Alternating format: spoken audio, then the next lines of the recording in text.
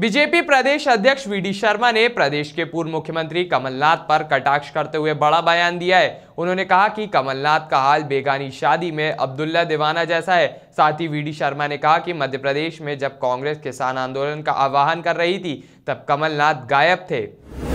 कमलनाथ जी की स्थिति तो ऐसी हो गई है कि वो है ना कहावत, बेगानी शादी में अब्दुल्ला दीवाना, ऐसे हाल कमलनाथ जी के हैं।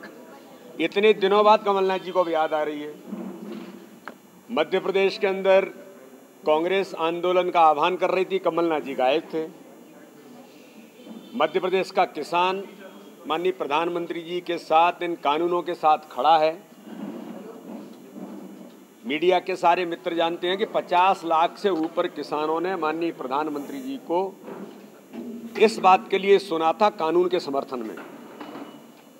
अब किसान कांग्रेस के साथ नहीं है तो कमलनाथ जी छिंदवाड़ा में पहुंच करके विचार कर रहे हैं कि कुछ तथाकथित किसान कहीं से करके हम अपनी अस्तित्व को कैसे बचाएं।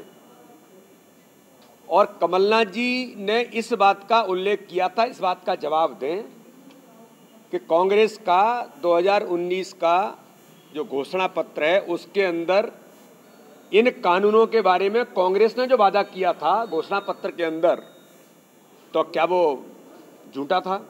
ये कमलनाथ जी को बताना चाहिए। देश भी जानना चाहता है, मध्य प्रदेश की जनता भी जानना चाहती है। झूठ छल कपट के आधार पर ही केवल राजनीति नहीं हो सकती। और कमलनाथ जी ने कहा था कि कॉन्ट्रैक्ट फार्मिंग छिंदवाड़ा के अंदर तो हमने 10 साल पहले शुरू कर दी थी। ये कोई हम लोगों ने नहीं कहा। कॉन्ट्रैक्ट फार्मिंग इस कानून का एक अहम हिस्सा है। और कमलनाथ जी कहते थे कि ये हमने बहुत पहले शुरू कर दी थी। तो कमलनाथ जी जरा आप ये बताइए कि अगर, और वहाँ के फार्मर्स के कॉन्ट्रैक्ट फार्मिंग करने वाले किसानों ने बयान दिए थे, आपके मीडिया के मित्रों ने ही छापा था, ये किसानों के बहुत हित में है आज के समय में। तो कमलनाथ जी आप ये दोहरा चरित्र, एक और आप ये कहते हैं और दूसरी ओर आप ये कहते हैं।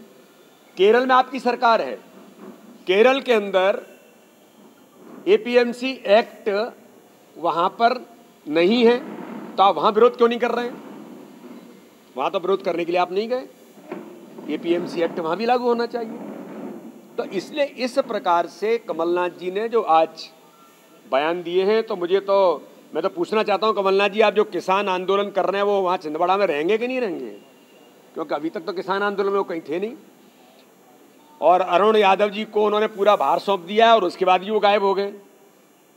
फिर दिग्विजय सिंह जी उनके साथ लग गए। ये कांग्रेस का अंतरकलह, अंतर्द्वंद लगातार आज भी उनकी जो परिस्थितियां हैं वो अपना अपना अस्तित्व बचाने के लिए इस काम में लगे हैं।